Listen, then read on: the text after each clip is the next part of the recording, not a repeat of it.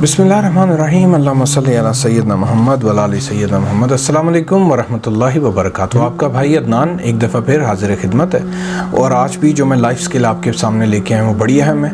रोज़ इंसानों को उस पर मैं गलती करते देखता हूँ, स्पेशली घर की ख़वातीन को, और ये ऐसी चीज़ है जो कि लोगों को नुकसान में रखे हुए। इसके ऊपर आज बात होगी और वो है ताना देना।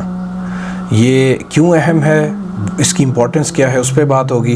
अल्लाह ने इस बारे में क्या रखा है कुरान में, वो आपसे शेयर करूँगा। और मेनली आप सबको पता ही है इसकी अहमियत, लेकिन चूँकि मैंने वादा आपसे किया है कि कुरान में जो कुछ भी आया है वो मैं आपसे शेयर करूँगा, दैट इज़ वाई शेयर कर रहा हूँ। और फिर हम इससे कैसे बच सकते हैं वो भी आपसे शेयर करता हूँ। आइए देखते हैं। अच्छा जी, आप सारे ये बखूबी समझते हैं कि ताना देना क्या होता है। आम तौर पे हम लोग जो है वो किसी को भी उसके रंग पे, उसकी नस्ल पे, उसके ख़ानदान पे, हसब नसब पे, या किसी का कद छोटा है या किसी का कद बहुत लंबा है, तो इस चीज़ के ऊपर, या फ़िज़िकल किसी की इंसान की जिस्मानी साख्त के ऊपर जो है वो तानेबाजी करते हैं और बाज़ वक्त मजाक में कर जाते हैं, बस आदत पड़ी होती है। ये चीज़ें बड़ी ख़तरनाक हैं और ये इंसानों का दिल तोड़ने का बाइस बन सकती हैं। और आपको पता ही है किसी का भी दिल दुखाना अल्लाह को कितना नापसंद है। और ये बात सिर्फ यहाँ तक महदूद नहीं है। जब आप किसी को भी कोई भी किसी किस्म का ताना देते हैं तो आप बेसिकली अल्लाह की तख्लीक जो है उसके अंदर नुक्स निकाल रहे होते हैं। तो आपका क्या ख्याल है, अल्लाह को ये बात पसंद आएगी कि आप अल्लाह की जो तख्लीक है, जो लोगों के अंदर जो भी जैसे भी पैदा किए अल्लाह ने, उनको आप ताने देते हैं तो अल्लाह खुश होंगे? इससे कभी खुश नहीं हो सकते। अब आपको अर्ज़ करूं कि इसके पीछे केमिस्ट्री बेसिकली वही होती है कि इंसान के अंदर कोई ना कोई किबर होता है, कोई तकब्बर होता है, जिसकी वजह से वो किसी की छोटी चीज़ को या उसको नीचा देख रहा होता है और उसको घटिया समझ के ताना देता है। ये जो किबर है ये बेसिकली प्रॉब्लम है, यही रूट है, इससे ये निकलता है। जो लोग आजिज़ी से रहते हैं, जिनके अंदर तकब्बुर नहीं होता, वो इस आदत से बच जाते हैं। तो अब करना ये है कि बेसिकली हल इसका यही है कि किबर से बचना है। और उसके लिए मैं आपसे अर्ज़ करूं कि मैं जो शुरू की मेरी 20 वीडियोज़ हैं वो आप ज़रूर देखें। उससे आपको पता चलेगा कि क्या अज़कार हैं, ज़िक्र हैं जो कि आपकी स्पिरिचुअल ग्रोथ में आपके काम आएंगे।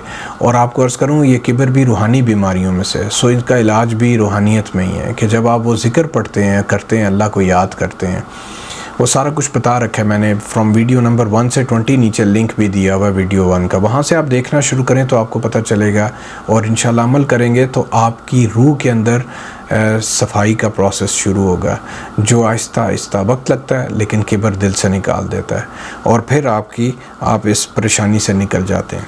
अब कुरान पाक में असल में सूरह हुमज़ा है, उसकी पहली आयत है, उसमें बेसिकली ये ज़िक्र आया तो मैंने चाहा मैं आपसे शेयर करूँ।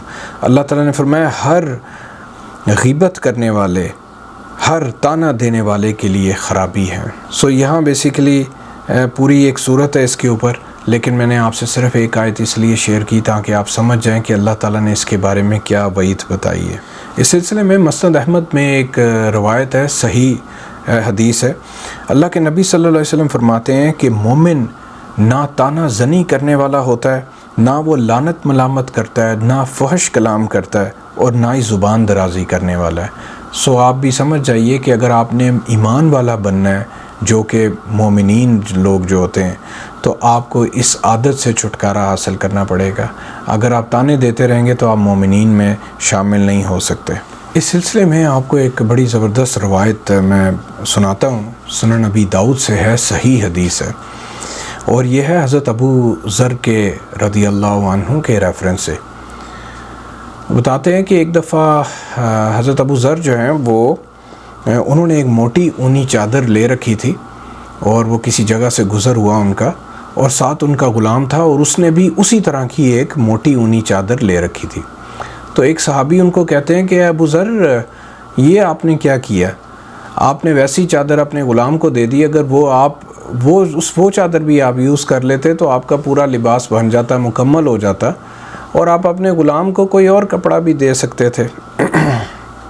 इस पर हज़रत अबू ज़र पता क्या फ़रमाते हैं, गमज़दा होके कहते हैं कि एक दफ़ा मुझसे ये हुआ कि मैंने एक शख्स को उसकी अजमी माँ का ताना दिया। वो अजम से थी, अरब नहीं थी।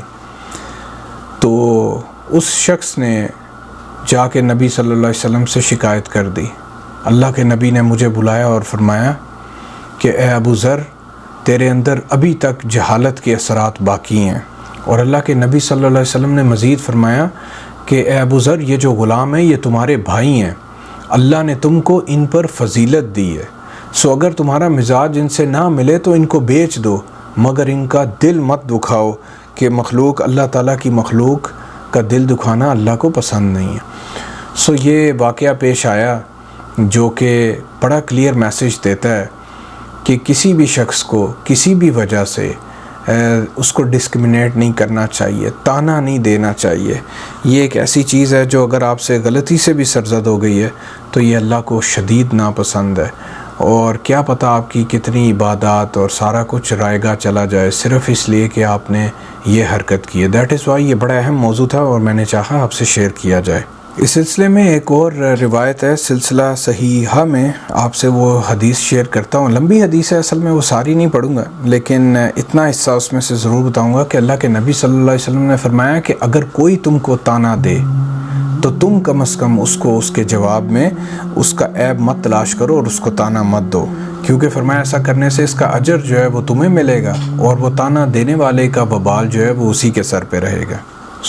میں نے دیکھا کہ ہمارے معاشرے میں بڑی عام ہے یہ چیز، اور گھروں میں اور محلوں میں اور شہروں میں بڑا عام طور پہ یہ کیا جاتا ہے، اور یہ ایک ایسی غلطی خطا ہے جو کہ بڑا خطرناک گناہوں میں سے لگتا بہت خفیف ہے، چھوٹا سا، لیکن اس کے امپیکٹ بہت بڑے ہیں۔ دیٹ از وائی آپ سے شیئر کیا۔